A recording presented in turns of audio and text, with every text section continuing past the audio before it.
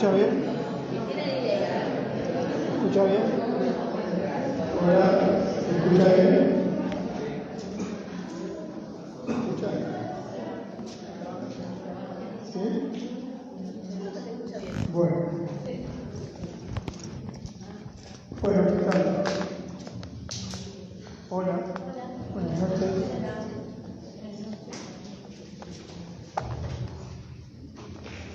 Estábamos probando cómo hacer con el sonido en el vivo en Instagram, a ver si conectado al teléfono, este micrófono se escucha mejor. Bueno, ¿cómo les va?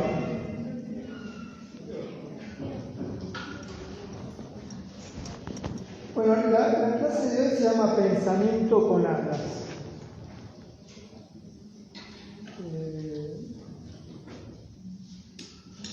Se iba a llamar En situación de peligro y me dijeron que era un título un poco bajón para este momento.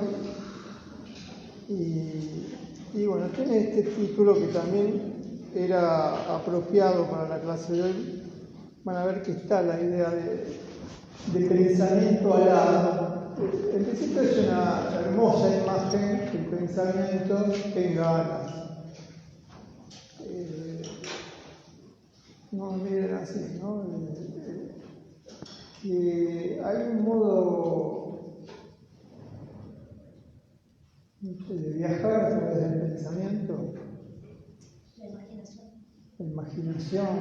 Un pensamiento que pueda, sobre todo en momentos como este, poder elevarse sobre la superficie de todos los días, sobrevolar este tiempo. ¿Tenemos ideas o pensamientos que nos permitan sobrevolar este tiempo? Esa sería una pregunta que yo me hacía. ¿Qué pensamiento podría sostener eso que llamamos vuelo? Que como vos decís, tiene relación con la imaginación, tiene relación con la fantasía, tiene relación con el deseo. Empiezan a ser convocadas muchas ideas en relación al pensamiento alado. Pero como les decía, la clase tenía otro título, tiene otro título, inspirado en una idea de Oscar Massota. ¿Tienen presente quién es Oscar Massota? ¿Algunos? ¿Sí? Oscar Massota. Anotalo con ese y doble T. Tal vez la generación a la que yo pertenezco no existiría en esta facultad si no fuera por el pensamiento de Oscar Massota. La recepción del latanismo, por ejemplo, en Argentina, sería muy difícil de pensar sin la presencia de Oscar Massota. Uno de sus primeros lectores fijó gran parte de lo que es la cultura psicoanalítica en Argentina. Y en esta facultad, digamos, quienes forman parte de mi generación no se podrían pensar sin la idea de Massota. Massota no tenía el afán de presentar a Massota o la intención, pero tiene relación con una idea que podríamos pensar como de pensamiento alado. Las alas del pensamiento de Massota tienen que ver con el arte, tienen que ver con la historieta, tienen que ver con el psicoanálisis, pero también tiene que ver con la filosofía y tiene que ver con la narrativa. En los años 60, psicoanálisis, narrativa, arte formaban parte de un mismo flujo de pensamiento. A eso lo podríamos llamar pensamiento alado, a un pensamiento que no queda incrustado, inmovilizado en una disciplina. Hay una idea de Massota con la que quería plantear la clase, que está en un libro que se llama Art, Yo mismo. En ese libro, que en realidad es una conferencia de presentación de un libro que publica en el 1965, que se llama Sexo y traición en Roberto Alba. Sexo y traición Y en esa conferencia que se llama Haga yo mismo, cuenta cómo lo que llama su enfermedad, su crisis, en ocasión de la muerte de su padre, recibe un proceso de sanación a través de la escritura de ese libro. ¿Cómo decirlo? Sanarse escribiendo. No nos tiene que sorprender esa idea. Hay distintos modos de sanarse del dolor del vivir. La escritura no es una sanación fácil. La escritura también puede ser un lugar de tormento. El amor puede ser un modo de sanación del sufrimiento, pero también el amor puede ser un lugar de tormento. Ninguna sanación es fácil, pero apelamos a distintas ilusiones sanadoras. Tal vez que habla es un intento de sanación de cierto vacío, de sanación de cierto extravío, de no saber qué estamos haciendo en la vida, o en el aula, o en la facultad. Bueno, en ese texto, en un momento Mazzotta dice algo que me parece que es una de las ideas que sostiene la clase de hoy, que es, él piensa que para defenderse de la gratuidad del acto de escribir, necesitamos sabernos en situación de peligro. Es un escritor. Para defenderse de la gratuidad del escribir, yo me preguntaba, ¿qué quiso decir con eso de la gratuidad? ¿No? Del escribir por escribir, del escribir por figurar, del escribir por firmar abajo, del escribir por tener cierta trascendencia. La pregunta sobre el escribir es la pregunta sobre la vida, ¿no? Es decir, para defendernos de cierta banalidad del escribir, o incluso cierta banalidad de pensar, se necesita sabernos en situación de peligro. A mí esta idea me acompaña. No sé cómo transmitir esto, pero pensar es estar en situación de peligro. Es tener una urgencia. En la clínica, digamos, a mí me ha pasado siempre eso, es decir, querer leer para entender lo que está pasando ahí, sentir el peligro de no entender, el peligro de no saber. Ese estado de peligro no se va nunca. ¿Cómo decir esto, no? Que estar en una situación clínica, ¿qué es una situación clínica? Estar en esa disponibilidad de escuchar el sufrimiento y querer saber cómo estar ahí, aún sin entender. A eso llamamos situación de peligro. La situación, estar en situación de peligro es estar en una situación de incomodidad, de inquietud. Te tiene que pasar algo, de estremecimiento. Te tiene que pasar algo. ¿Qué es eso? Te puede no pasar nada. ¿Cómo se puede vivir sin que te pase nada? La inteligencia artificial podría ser como el sueño de una escritura sin que nos pase nada. Realmente la inteligencia artificial es capaz de producir textos que tienen una consistencia. Yo intenté preparar la contratapa de mi último libro con la inteligencia artificial. Y no estuvo mal lo que salió ahí. Porque muchos de los textos del Cielos de la Naufragio habían sido publicados en la Biblia. Entonces, con ese dato, barrió todos los textos que estaban en la web y armó en segundos una especie de compilación, resumen, consistente. Pero ¿saben qué? Yo decía, esto está muy bien, pero no tiene alma. Esa sensación No quiere decir que finalmente los textos, esa es una gran pregunta, ¿no? Es decir, ¿cuál texto tiene alma o no? Y te tiene que pasar algo cuando lo lees. Me estoy metiendo en un lugar muy difícil, porque ¿qué te tiene que pasar cuando lees algo? Bueno, Mazzuta lo dijo así: leer, escribir, pensar, supone sabernos en una situación de peligro.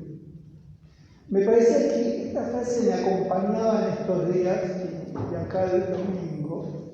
Sabernos en situación de peligro me parece que, no sé, la verdad que me gustó esa idea para traerla a la clase.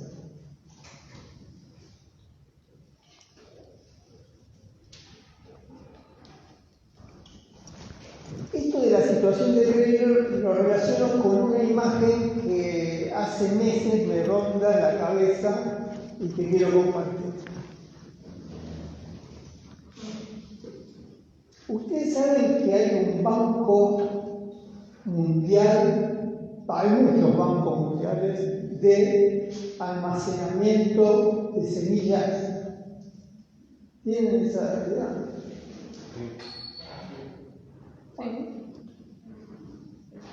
¿No? Y estamos acá tranquilamente.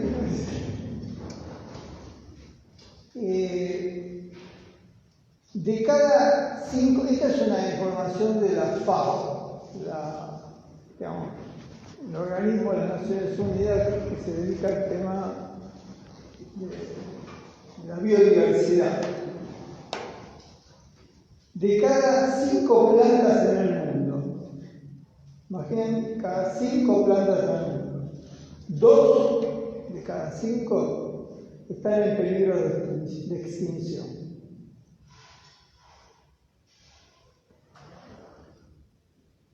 Silencio. Ya se crearon más de 1000 bancos de semillas en todo el planeta. El más grande está en una isla de Noruega, al norte del Círculo Polar Ártico. La llaman la bóveda del fin del mundo. ¿No es un nombre extraordinario? Está rarísimo. Bueno, pero es verosímil, ¿no? Es decir, la bóveda del fin del mundo. Y comenzó a funcionar en el 2008. ¿Cuántos años hace que está funcionando la bóveda del fin del mundo? 15.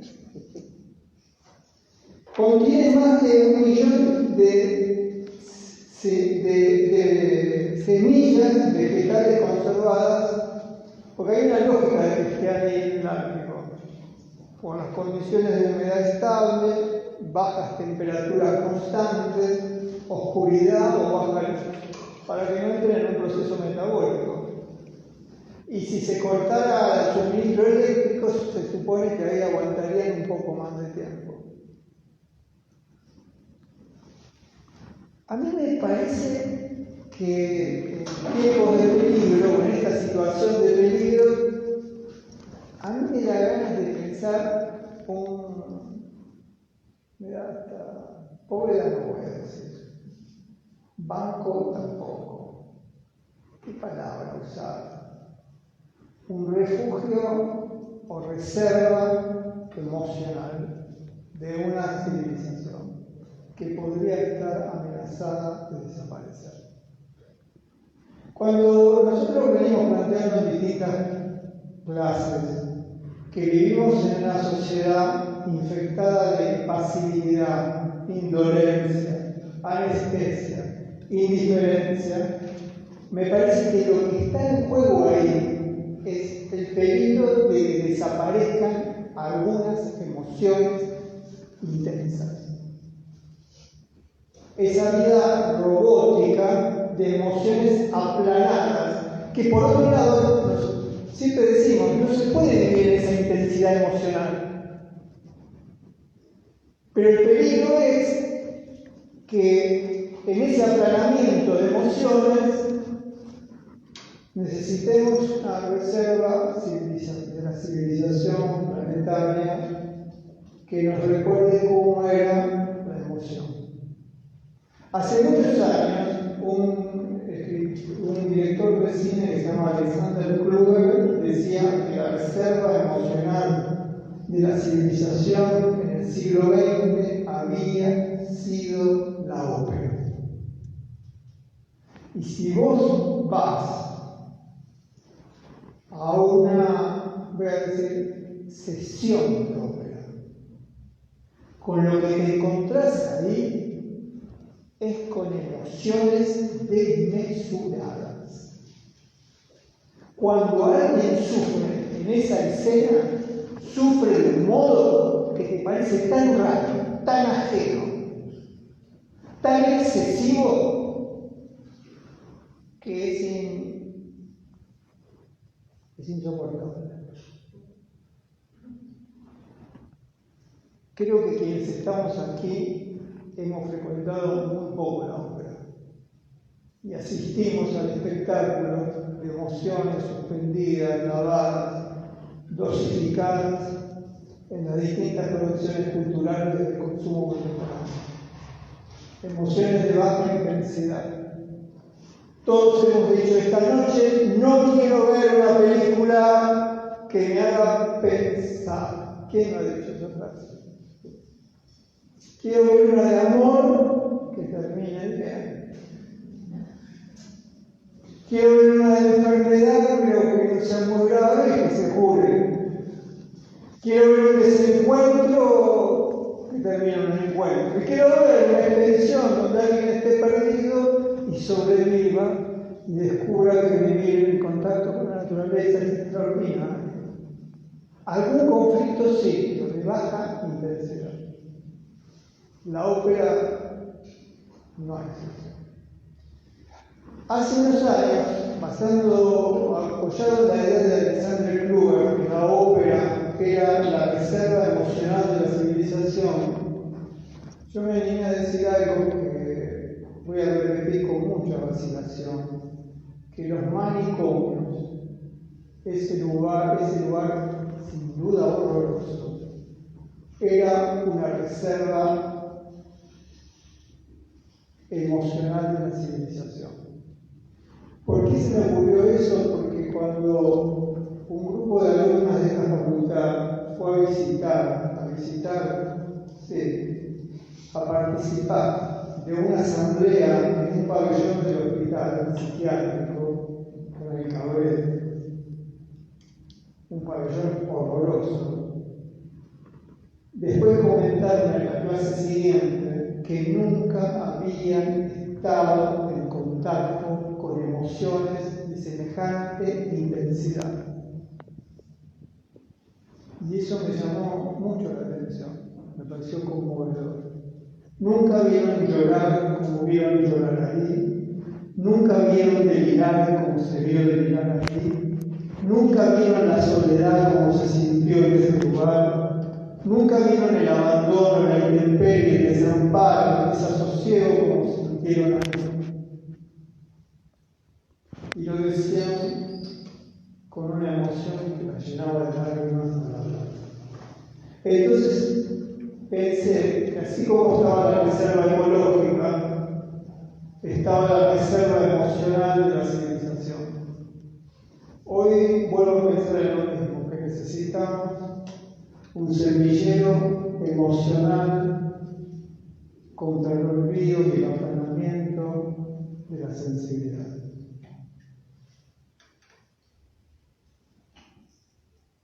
Y yo pienso el aula así, como un lugar de reserva emocional de la facultad.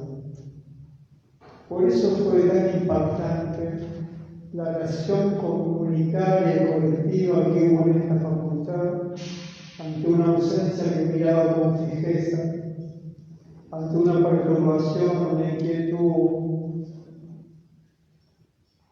ante una rareza, ante un no sé qué que estaba ahí y que no encontré ninguna disponibilidad sensible en la comunidad universitaria de esta facultad. Era como la marca de la derrota emocional de la la civilización. El no saber, no saber cómo estar juntos, cercanos, o de alguna manera con alguna proximidad no violenta, ni represiva, ni punitiva, ni expulsiva frente a una emoción que no se entendía. A una emoción que salía del protocolo de cómo hay que conducirse en un aula. Bueno, esto de relación tenemos hasta aquí dos ideas. Una es pensar en situación de peligro. Otra es frente a las situaciones de una insensibilidad insensibilizada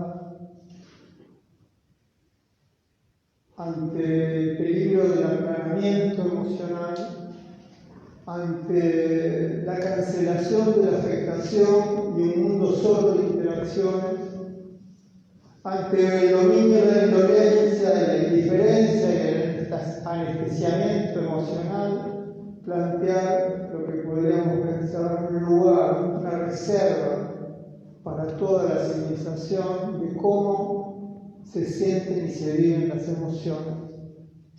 Una reserva para que las emociones no desaparezcan de la sensibilidad. Ahora que lo digo me parece desmesurado, ¿no? A mí me parece también peligroso, ¿no? Porque esto es como cuando nos damos una vuelta por ese espacio a sentir esa interioridad y luego volvemos a nuestras vidas, ¿no? Me parece como, no sé si todos tenemos una vida buscando así de necesidades y no sé si se puede estar todo el tiempo en esa intensidad. Y también me parece peligroso eso de la visita, ¿no? La visita viene a contar y digo, porque ya es súper bonito. Como, hay algo que me hace ruido, pero no sé, no es pero seguiré pensando. No, pero está bien lo que decís, ¿eh? Ahora que lo decís, no, un zoológico de emociones no, un circo de emociones no, una feria de emociones no. Por eso yo decía, una reserva en la memoria emocional. Sí, pero algo que se juega entre los dos, ¿no? Algo se tiene que jugar, uno tiene que ir ahí, entregar y llevar, digamos, no puede ser un simple pasar, ¿no? bueno, pero por ahí estoy pensando por cómo lo escuchaste, que por ahí lo tenemos que pensar de otra manera. Claro, quizás como Para mí el aula en este momento es la oportunidad de una memoria emocional, de que nos pase algo cuando estamos hablando. No es ir a un lugar como a un museo de emociones. no, perdón, hablo de la escena de las compañeras que fueron allá, que no habían sentido emociones tan intensas, ¿no? Y que luego vinieron y lo contaron. No sé, algo me hizo ruido eso.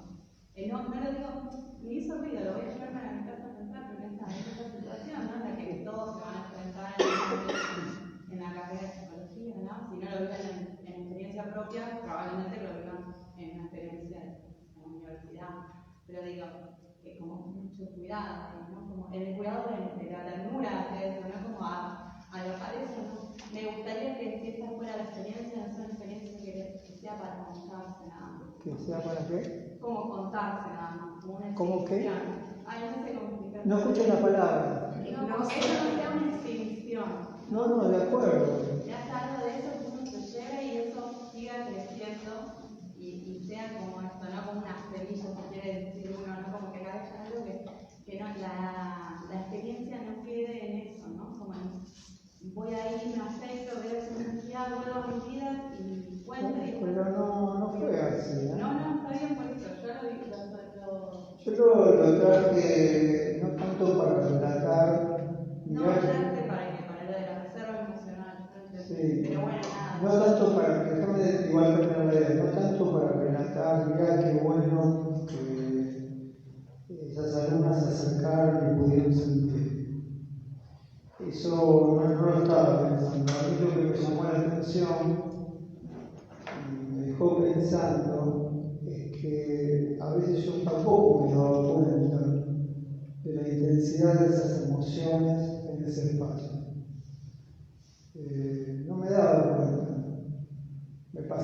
Siempre me pasó algo cuando salía del hospital, que salía con un aturdimiento. Me adormecía a la vuelta, no podía tener que parar en la estación de servicio para despertarme. Era como me agarraba un sopor insoportable, no podía seguir atento a nada. Y después encontraba la ciudad como si fuera un manicomio. Y era una situación, estoy como haciendo una confesión de extrañamiento que me persistía durante muchísimas horas. Y en algún momento cuando escuché eso, escuché que había dicho algo que no sabía pensar, que esa intensidad emocional era tan grande que mi cuerpo no lo soportaba y que siempre me preguntaba si esa no era la última vez, porque no quería sentir esas cosas, ni quería saber de todo eso. Ahora que lo digo, esa reserva emocional de la civilización está en cualquier esté propiciada, desencadenar en cualquier momento. No se necesita un lugar en el polo ártico, en Noruega, que no es tan lejano. De pronto en este momento, cuando vos hablas, empiezo a sentir ese deseo de pensar y de volver a esa dimensión emocional, porque últimamente también pensé, si no habría que pensar en un estado de inmersión emocional en la que estamos. Y hay algo que pasa, porque la indolencia es una protección de esa inmersión. Otra idea que quiero compartir, que es una idea que tiene que ver con la idea de pensamientos alados. Hay un escritor latino que se llama Ariosto. ¿Tienen presente a Ariosto?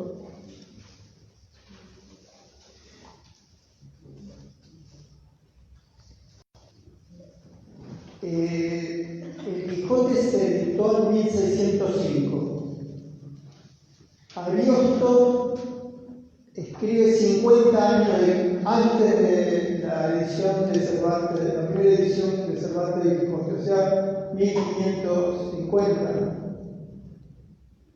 Escribió un libro que tiene que ser un libro en verso, que yo siempre pensé que tendría que ser una bibliografía obligatoria de esta facultad. No es obligatoria, no, tiene que ser una bibliografía, una reserva emocional de esta facultad. ¿Qué tema? No digo obligatorio, que si acá estás en un aula con un micrófono, la bibliografía, te sale el automatismo, es obligatoria. Escribió un libro que se llama, en verso, 1550, Orlando Furioso.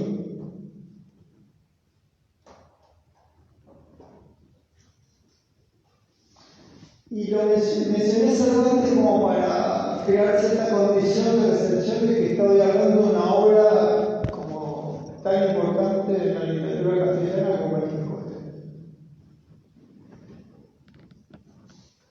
La versión de Ariosto de esa leyenda se llama Orlando Furioso. Es una historia en tiempo de las cruzadas, de la lucha entre el cristianismo y el islamismo. Las cruzadas por reconquistar Jerusalén. Tienen un poco esa.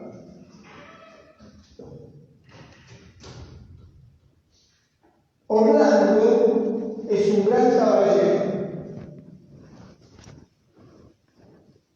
No como el caballero del Quijote, que es un caballero caballero, ¿cómo decir?, desgarrado, pasado de moda, desubicado, caricaturizado, ¿no?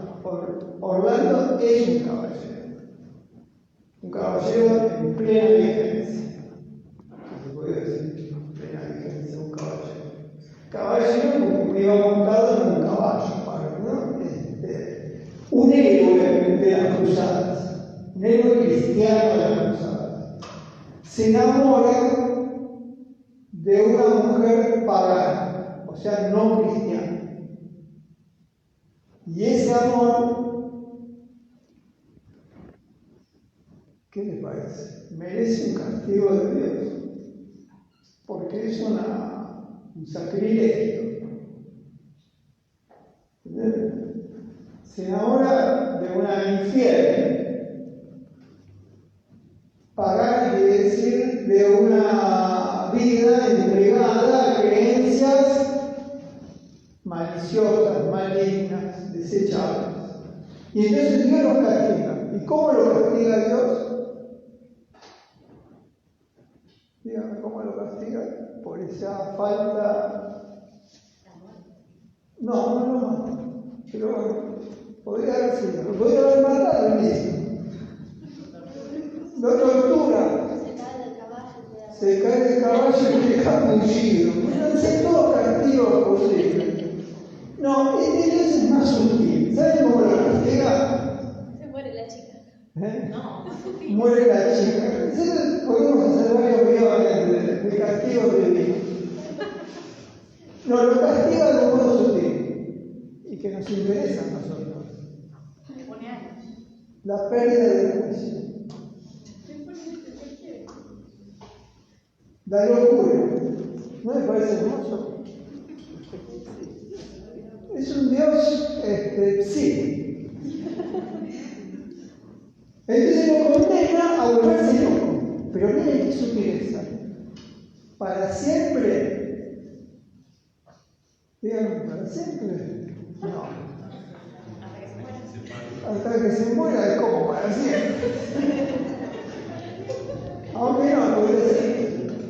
No, ¿sabes por cuánto tiempo lo condena a la locura? Por 90 días. 90 días. 3 meses. 3 meses de su vida, de locura. Es un poquito más que Padre Nuestro, pero... ¿Cómo? No, es que además lo necesitaba para la batalla, era un héroe. Era Orlando, había leyendas y cantaban su épica, su valentía, su grandes conquistas, su generosidad. No lo podían sacar para siempre de la batalla. Y además que no tendría sentido. Si fuera para siempre, sería un castigo. Claro, eso es muy sutil. Dios se da cuenta de todo. Bueno, les quiero leer un fragmento que tradujo en prosa un escritor italiano que se llama Italo Calvino y que tiene una versión de Orlando el Furioso a través de la cual yo conocí ese texto. ¿Qué? No, se llama Orlando el Furioso. Porque también es... Perdón. Es un caballero, sí. Ha sido su contenido, se lo presenta como perfecto, como heroico, y no hay nada porque decir. Sí, esa es una novela extraordinaria. ¿Qué emoción que Italo Calvino aparezca circulando en una clase? Italo Calvino es una reserva emocional de la civilización. Eso tenemos que decir. Cada vez que encontramos una escritura que sea evocada y que nos cree esa complicidad y esa pequeña emoción de lectores, nos encontramos en una reserva emocional de la civilización. Bueno, esta circunstancia de complicidad con Italo Calvino alcanza para presentarlo, ¿no? Alguien que permite entre dos existencias casi desconocidas un momento de complicidad es alguien que es un amigo. En un momento Italo Calvino describe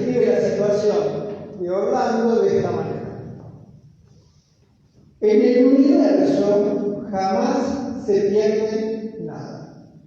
Esta ya es una idea preciosa. Las cosas que se pierden en la tierra, ¿dónde están? ¿Dónde van a parar? A la luna. A la luna.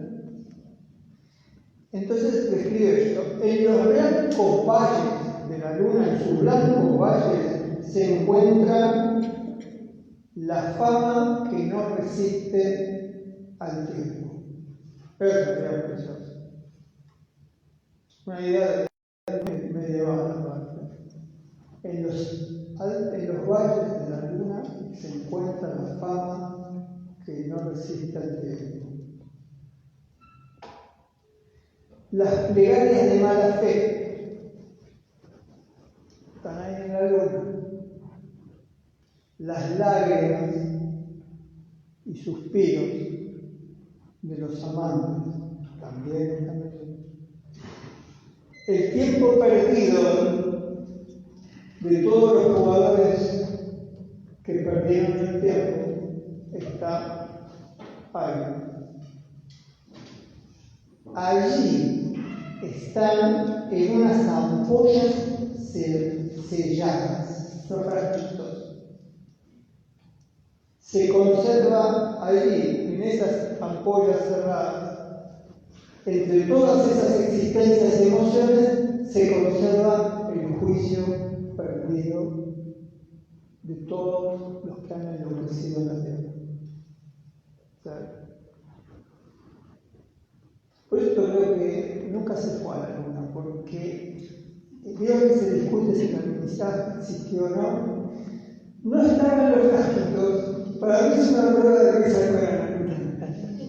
No encontraron las emociones perdidas. Para mí eso es irrefutable.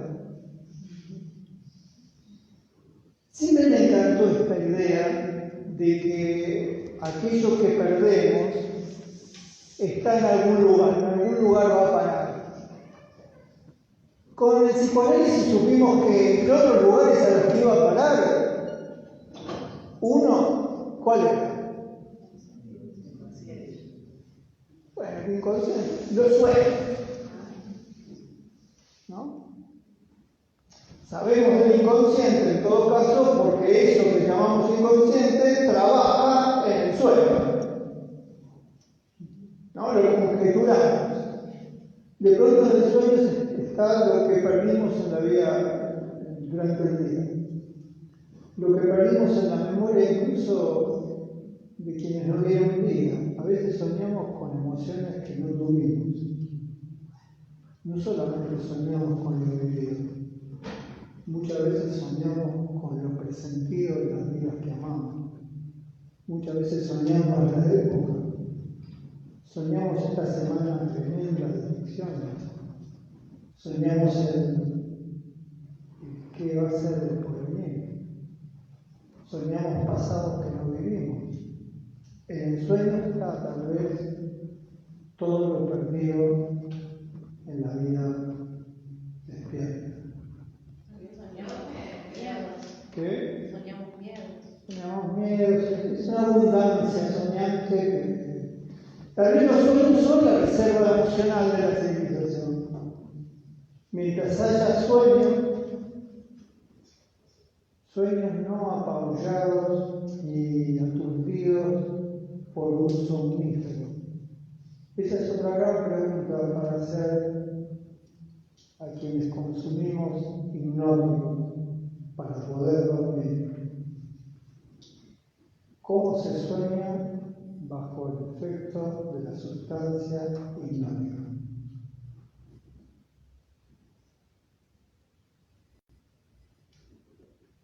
Hay un aturdimiento durmiente, hay un sopor de la imaginación. Se duerme sin soñar. Cuando se duerme sin soñar, no vamos a estar, ¿cómo decir? ¿Dónde vamos a estar? ¿En el horno? Esa expresión no me gusta. El problema, ya estamos en el problema. en el borde del olvido emocional. A veces eso es lo que tendríamos que decir. Bueno, así como Ariosto cuenta que en la luna están en frasquitos selladas las emociones, los suspiros, esa también es una hermosa idea, hasta los suspiros. ¿Hay amor sin suspiro? Unas caras, hay una compañía que se muerde de los labios, así como sufriendo la pérdida.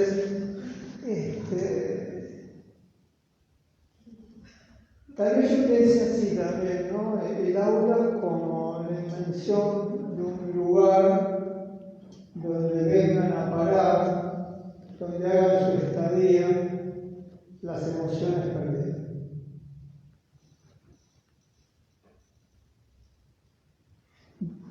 Lo que yo no dije es que, no sé por qué no lo dije,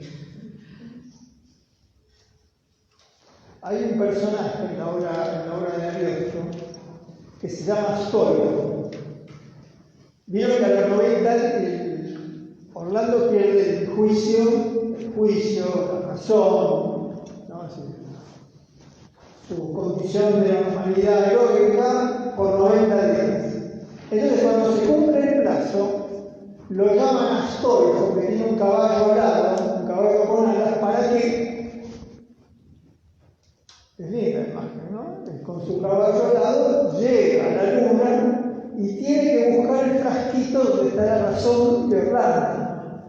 Esa escena es extraordinaria, ¿no? Porque imagínate millones de frasquitos. Y uno no explica esto, si cada frasquito dice razón de Orlando, razón de Fernando, razón, ¿no? Bueno, me faltó lo del caballo alado, porque para darle sentido al título de la clase, pensamientos alados.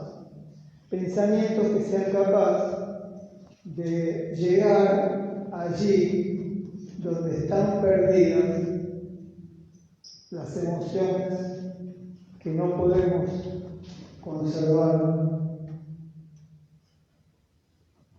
Un pensamiento alado para llegar hasta donde sea.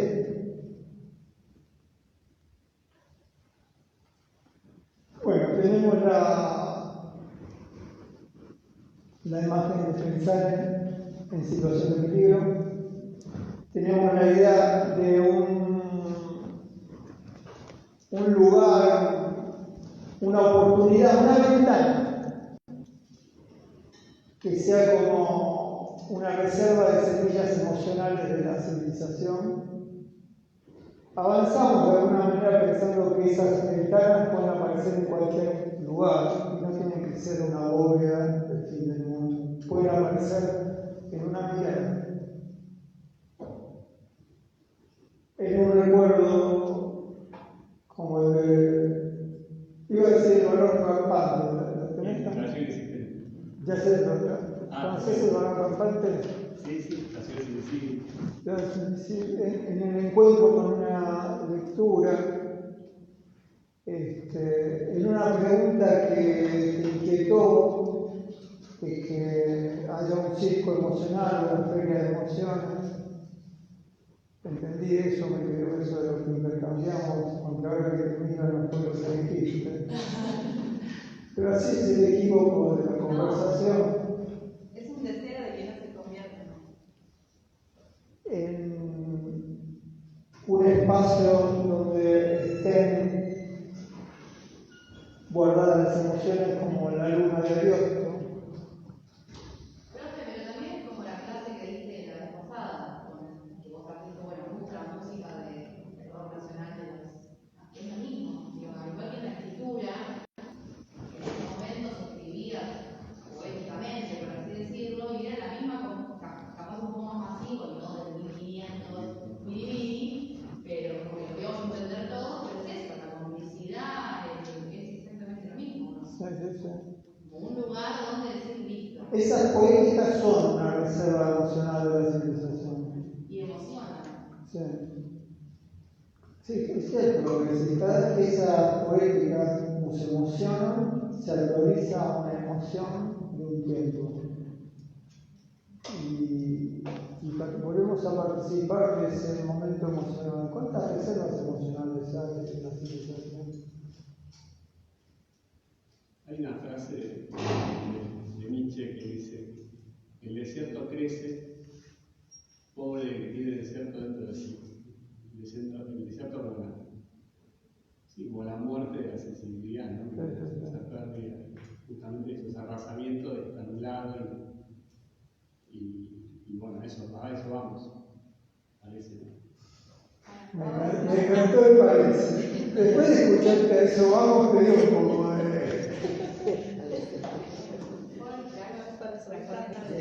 no puedes decir. Bueno, mismo la serie de mujeres que corren con los lobos habla sobre el desierto y su qué. ¿Qué dijiste de los lobos?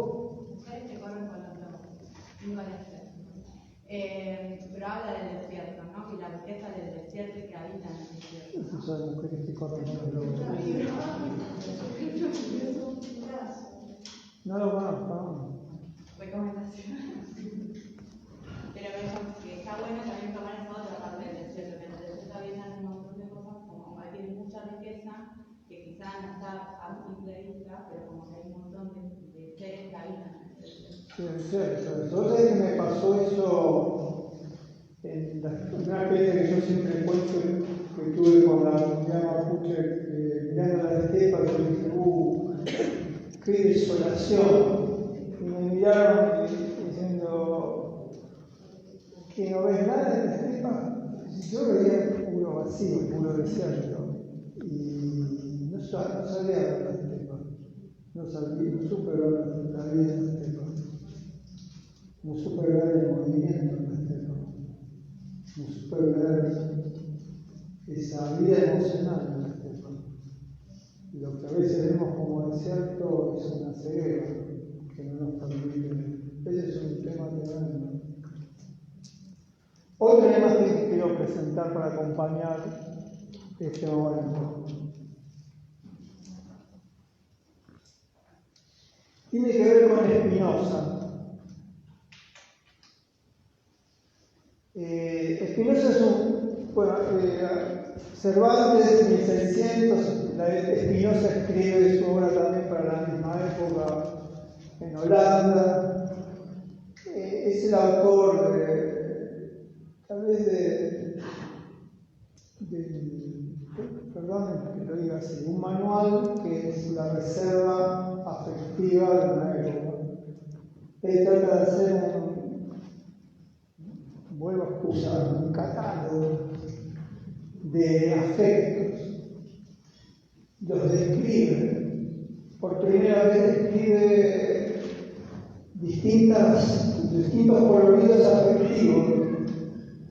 El amor, el odio, la vergüenza, la humillación, el rencor. Es decir, no sé, como si vos quisieras saber cómo era la vida afectiva o cuáles eran los afectos que nos hacían existencias hablantes y cómo ocurrían en los cuerpos esos afectos.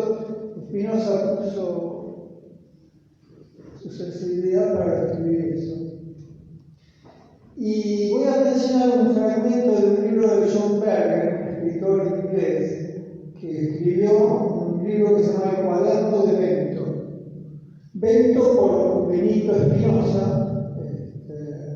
Baruch Spinoza. Baruch en hebreo significa bendito. Y uno de los nombres con los que se podría llamar a Spinoza es la idea de Bento, como cariñosamente. Entonces la idea de los cuadernos de Bento tiene relación con que tras la muerte de Spinoza, muy joven, sus amigos recopilaron las cartas, los manuscritos no publicados, notas, pero no se encontraron nunca los cuadernos de dibujo con los que Spinoza salía diariamente a pensar. Esos cuadernos no se sabe si no se encontraron, si alguien todavía los tiene guardados, en algún momento va a aparecer. ¿Qué dibujaba Spinoza en esas largas mañanas en las que salía a caminar y a pensar? frente a qué se sentaba y qué dibujaba, qué lo conmovía. ¿Cómo eran los dibujos de Spinoza? No se conocen. John Berger, que además de ser un gran escritor, dibujante, crítico de arte, hace, como podríamos decir, el camino cotidiano de Spinoza, tratando de ver con sus ojos aquello que Spinoza trató de ver. Y publica ese libro, que es un libro conmovedor que se llama Cuaderno de Vento. Escribe John Berger sobre esa experiencia. Yo quiero tomar algo de ahí. Disfrutaba, se refiere a Spinoza, disfrutaba dibujando. Siempre llevaba con él un cuaderno de dibujo. Tras una súbita muerte, tal vez a causa de la psicosis que le había producido su trabajo de pulidor de lentes, Spinoza terminó trabajando como pulidor de lentes, o sea, como si fuera no óptico. Es decir, pulía vidrios y los graduaba según el pulido, de acuerdo a, bueno, si tenías martismo, guía. Y el pulido de lentes, como ya me faltan palabras para decir eso, ¿no? Contamina el ambiente con un mineral, que es el silicio, y que produce una enfermedad respiratoria. Entonces, por eso Berger dice que Spinoza murió súbitamente de esa enfermedad. Bueno, retomo.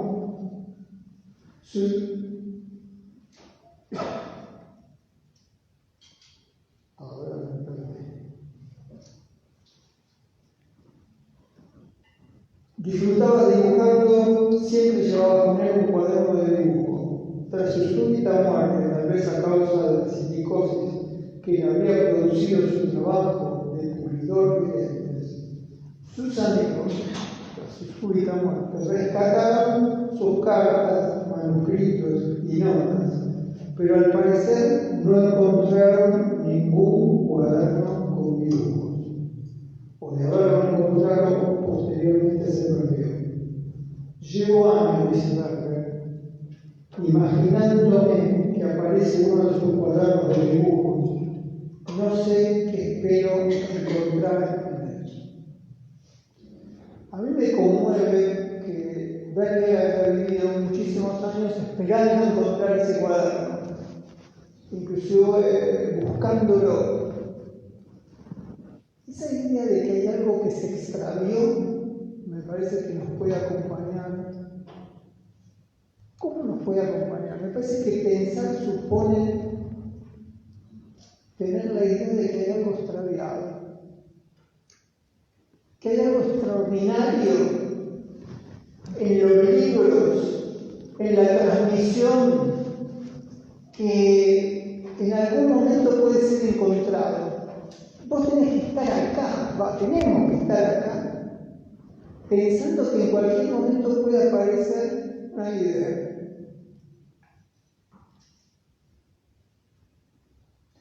No que quien está dando la clase tiene una idea, sino que en cualquier momento, desde estar aquí, en un común pensar, el presente, el común pensar los cuerpos que habitan esta silla, que en cualquier momento puede aparecer algo que está extraviado y no lo sabemos. El aula es un lugar donde puede aparecer en cualquier momento el cuaderno de dibujos de Vento. Me gustaría pensar el aula así.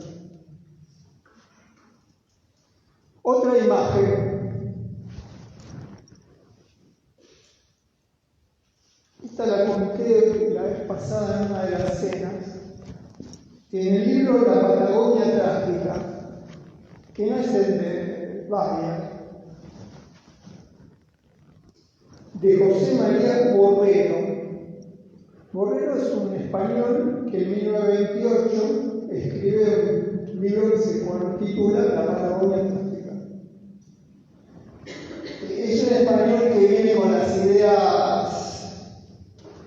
o más progresista, es una palabra que ya no se puede usar, ¿cómo decirlo? Más emancipadora de Europa, y termina recalando en Río Gallegos. Esa idea de recalando tampoco me gusta, es decir, en una gran deriva termina viviendo en Río Gallegos a principios del siglo XX. Y ahí, bueno, el anécdota, ¿vieron ahí en el sur, conocen los supermercados de la Anónima? Sí. Bueno, ya existían en esa época y el nombre Brown eran los dueños y Borrero trabajaba de apoderado en la Anónima. Y los de la Anónima lo expulsan por sus ideas, casi digo libertarias. Hace 2 años lo hubiera dicho, ve cómo sus ideas incómodas. Y tiene un periódico donde empieza a denunciar las violencias sobre los trabajadores del sur. Ese libro se llama La Patagonia Trágica. En 1928 se publica y cuenta la historia, entre muchas otras cosas, cuenta esta historia de 11 Sheknam, que es el nombre, la fonética del nombre de los zonas, que serían las poblaciones del sur, de los confines del territorio, que son, cuenta la historia de 11 Shekman, o 11 zonas, porque suena a Shekman, que es otra cosa, yo quiero que es otro nombre, esto es Shekman, que son secuestrados en Tierra del Fuego y llevados a París y exhibidos en una jaula en la Exposición Universal de 1889. La historia es extraordinaria.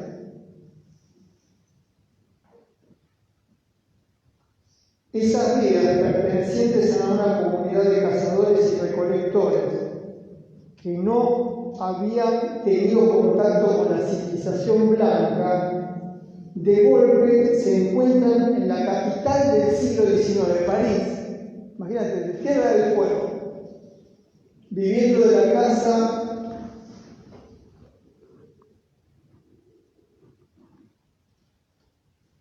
teniendo la costumbre de todas las noches, manteniendo el fuego vivo para que aquellos que tenían un insomnio o despertaban de una pesadilla tuvieran con quien hablar.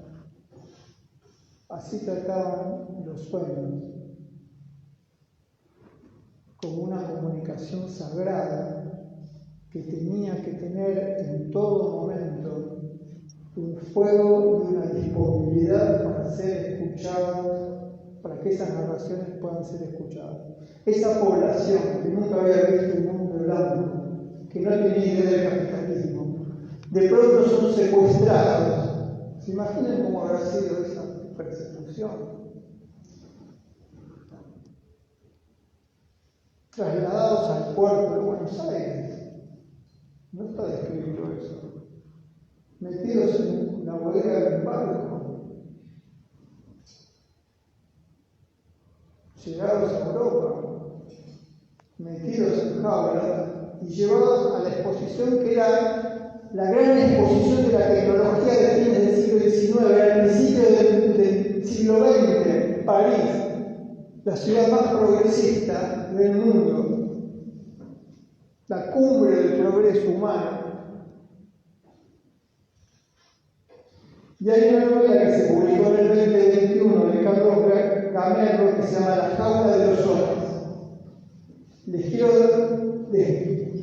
presentar un fragmento de la novela de Gamero que cuenta y recrea este hecho histórico.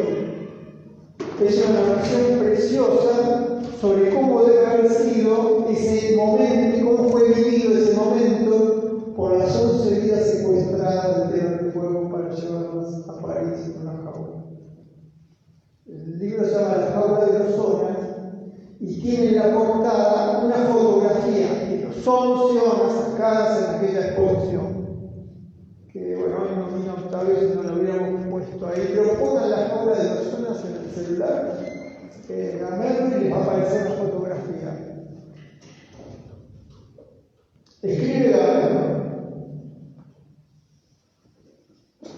se agarraban a esos harapos malolientes como si fueran su tesoro más preciado. Bueno, veo a todos con los celulares. ¿La encontraron? ¿Esa es la foto? A ver. Sí. Y la Torre Eiffel atrás. Una foto. Fíjate, esa es la exposición de París, se parece a lo que vos explicabas. Es decir, por eso digamos, no se trata de un zoológico de emociones. Bueno, escuchen lo de Gandhi. Se agarraban a esos harapos malolientes como si fueran su tesoro más preciado. Pero lo eran todo lo que les quedaba. Cuando se los sacamos, les arrancamos el alma. Y solo les dejamos esos cuerpos desnudos y limpios y peinados. Ni siquiera la tierra que llenaba sus arrugas les habíamos dejado. Hacía bien de chillar y de pelear y de morder. Hay momentos en que uno se agarra de lo que sea. Se agarra de su locura, de su vicio, de su mugre, como si fueran las propias entrañas. No porque sea valioso, no porque sea útil, sino apenas porque tiene que haber algo que no te puedan sacar.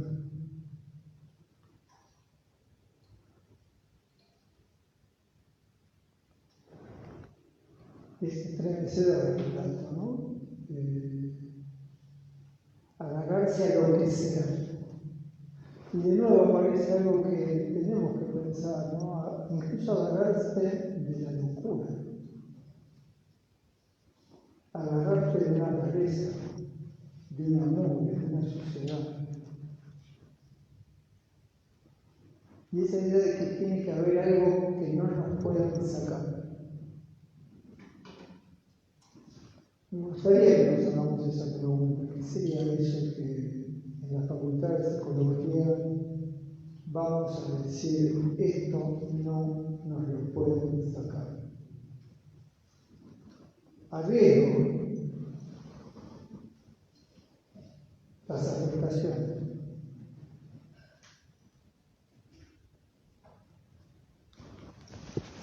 Bueno, dos proposiciones.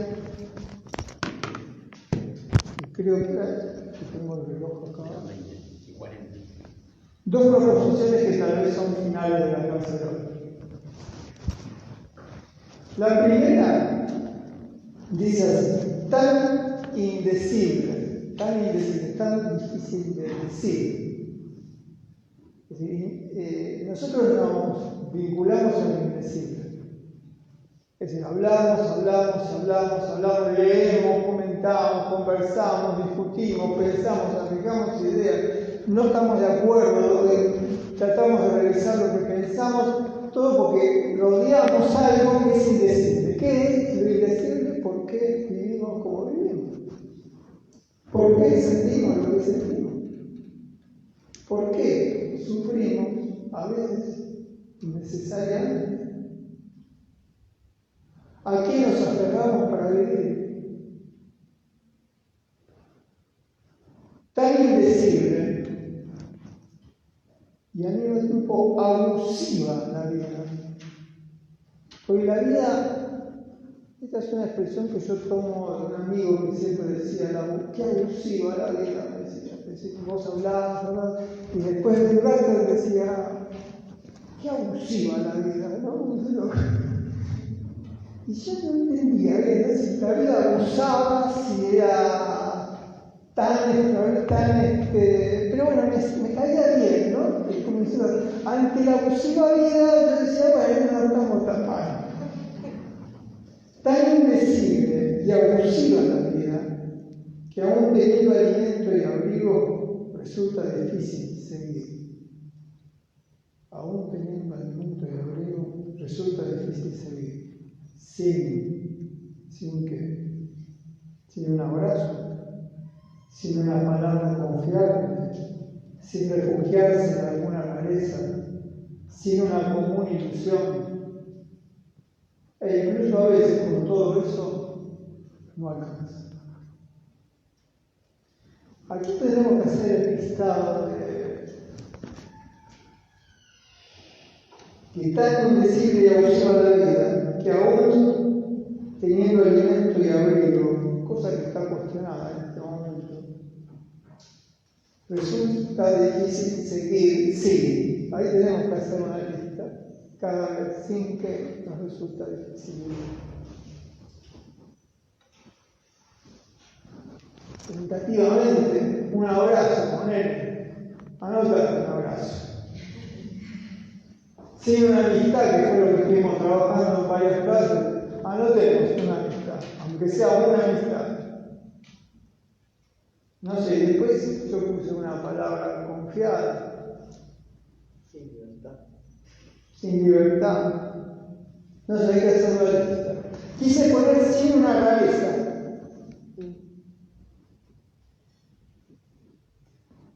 No sé. Sin tener un lugar donde caer en el corazón roto. No, en el corazón roto no. Bueno, también hay que caer en el corazón roto. Porque es caer en las emociones. Las emociones rompen el corazón, aun como no sea de la alegría.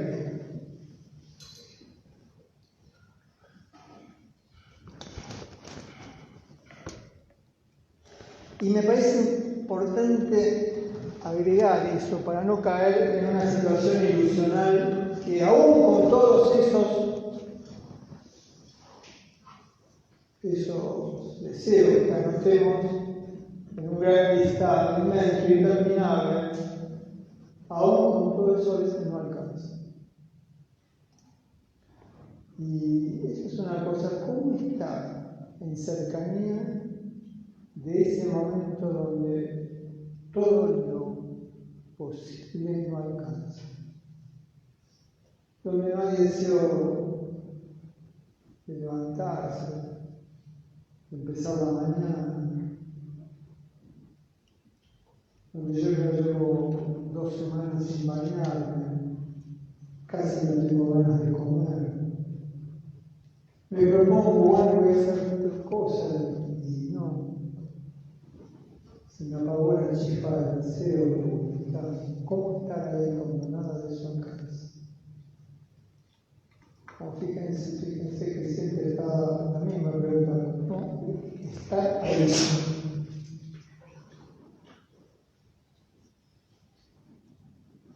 Bueno, la última proposición de la clase de hoy. Hay una artista argentina que se llama Rea Bolich. ¿Alguien la conoce? Rea Bolich.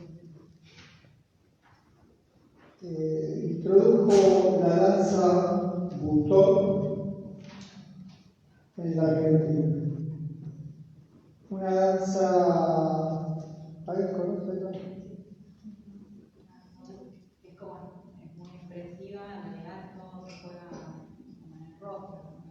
Busquen butón, con B larga, para hacer una expresión fonética, B larga, U, T, O, y a veces terminada con H. Creo que es una danza muy visceral, ¿no? Visceral es una danza que tiende a descomponer las formas representacionales, digamos. Vos no podés decir, qué sé yo, ahí se está bailando tal sentimiento. Hay una cosa de desarticulación de los movimientos que te da como una cosa de rara, que no sabés lo que estás viendo. Es un cuerpo desarticulado, con movimientos que sabés si son movimientos o qué. Es por momentos desesperante.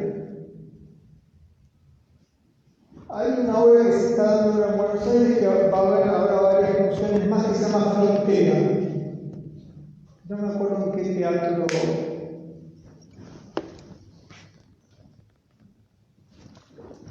Nosotros, si podemos, vamos a publicar ahora en el próximo número de la Dinata un artículo de Rea que se llama Arquitectura del Sinsentido.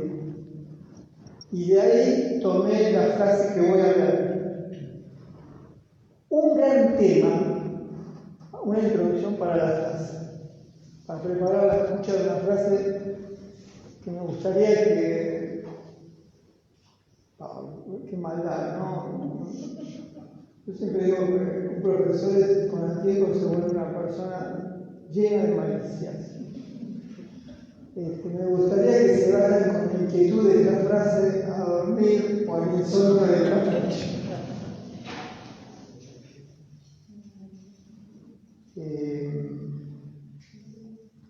Decía que nosotros estamos hablando de las emociones. Bueno, yo utilizo una expresión que es sensibilidades que hablan, porque no sé cómo nombrar eso que se llama cuerpo. Volvemos a la definición entre cuerpo y alma. Incluso, bueno, eso es un gran tema, no quiero ahora perderme en cómo. Pero busqué una expresión que sortee la idea de cuerpo y sortee la idea de la división y se me ocurrió sensibilidades que hablan. Sensibilidades que, podríamos decir, que hablan, o tal vez sensibilidades que cuentan lo que les pasa. Sensibilidades que hacen algo con lo que sienten. Sensibilidades que están en esa tensión entre la indolencia y el dolor. Porque no hay total indolencia, ni puede haber total dolor. Hay una tensión, podríamos decir más que una tensión también, una oscilación. Para mí siempre es un tema a qué llamar cuerpo. Es un tema tremendo de pensamiento. A veces utilizo una expresión que ya no me gusta, que es el cuerpo que habito. ¿Qué sé yo? Es mejor que tener un cuerpo. Es decir, servía esa expresión para salir de la lógica de la posesión, de la propiedad, mi cuerpo. Pero decir el cuerpo que habito, y sobre todo conversando con ella, me doy cuenta que parece como que podrías no habitar un cuerpo, qué sé yo. Y hace poco vi una serie, vi el primer capítulo de una serie, que ni me acuerdo cómo se llama esta serie distópica, que los cuerpos son envases. Y bueno, vos te comprás un envase. No, una serie peor, ni vale la pena mencionarla, pero es un lugar donde vos te compras un envase y un cuerpo que si te compras no sé qué envase te gustaría. Brad Pitt, ¿no? Te compras el envase de Brad Pitt y con todo tu pensamiento vivís en ese cuerpo. ¿Por qué me miras así? Muy raro. No es muy raro. No es muy raro para nada. Es verosímil, porque los cuerpos son modelados como envases. Es una visión cruda de algo que está pasando con las corporidades. Entonces no sé cómo nombrar eso. Y está bien no saberlo nombrar. ¿Por qué hay que saber nombrar? Alcanza con decir, mirá, dijimos lo indecible. Bueno, entonces, si es indecible, no podemos, no vamos a decir, ahora lo nombramos, ya sabemos cómo se nombra. Provisoriamente le dan un nombre, pero hay que recordar que es indecible. Es la historia de la cultura, cuerpo, alma, esa división, con eso no se puede. ¿Quién no usa la palabra alma de vez en cuando? Me partió el alma. Bueno, Con esta introducción quiero leer la frase de Rea Bolich. Se escribe de corta O, L, I, J.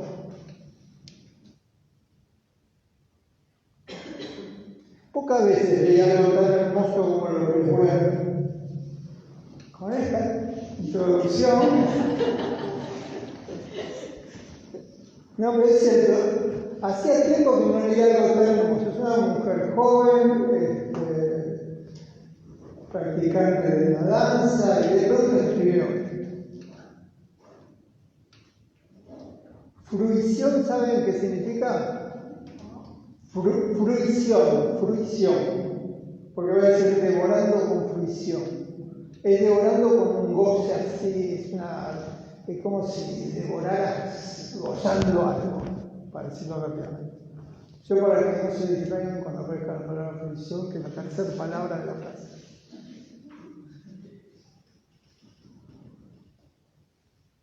Dice así, que el cerebro sea devorado con fruición por un insecto. Que el cerebro sea devorado con fruición por un insecto y bailar sin cerebro. Bailar la devoración. ¿La leo, no? Díganme que sí. Se merece la lectura. No, además se me apagó la máquina y no sabía si la leí bien. Sí. Que el cerebro sea devorado con fruición por un insecto. ¿Sí? Porque esa idea es cómo bailar sin la tutela del cerebro. Sin la tutela del deber ser, sin la tutela de los movimientos ya estereotipados, es tremenda el desafío que está en juego ahí. Sin hacer un movimiento que sea un automatismo, no es fácil bailar. Salvo que tengas delante a alguien que te muestre a hacer la coreo, que es una frase que está de moda. Hacer la coreo es que repetir algo, imitar, ser normal. Pero para pensar otra cosa hay que salir de la coreo. Ese es el gran desafío, salir de la coreo. Hablo como, no sé por qué hablar coreo, la coreografía. Entonces, que el cerebro sea devorado con fruición por un insecto y bailar sin cerebro, bailar la devoración. No hay algo más hermoso que le digo en el último tiempo. Les dejo esta frase. Yo vuelvo el 8 de noviembre con un listado emocional que voy a preparar en estos 15 días para compartir ese. Las próximas 2 clases la Cintia. Bueno, gracias.